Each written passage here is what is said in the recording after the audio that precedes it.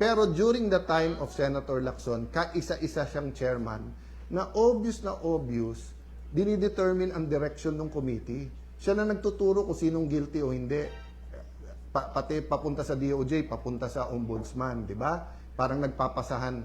So, very, very clear yon, di ba? So, kung gusto niyo ng pampaputi, punta kayo kay Senator Lacson kasi magaling mag-whitewash. O, baka may...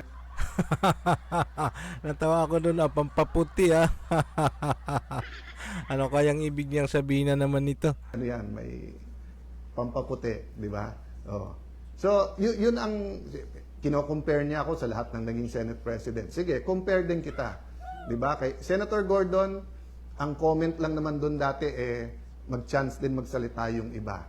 Once, si Senator Trillanes parang sinasabi. Pero Senator Gordon was always open. Anyone can ask questions. Pag sinabi mo, invite to, i-invite. Oh. Yung ibang naging chairman, Senator TG, maraming nagalit sa kanyang senador.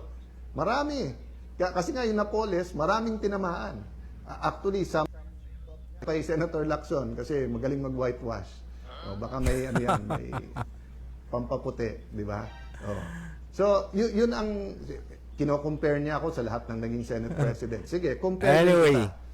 Anyway, malalim yung ibig niyang sabihin dito mga kabrods. Kung gusto niyo mapanood yung buo, ay talagang tatamaan talaga yung mga may kinalaman, no? So, andyan lang po ang link. Paki-follow po yung page natin para paki-share po dahil kailangan natin ang labanan, ang katotohanan. Dapat lumabas ang katotohanan lalo na yung corruption na yan. So, support this page natin. Maganda pong panoorin nyo yung buong pahayag. Bagong-bago po ito. Maraming salamat po.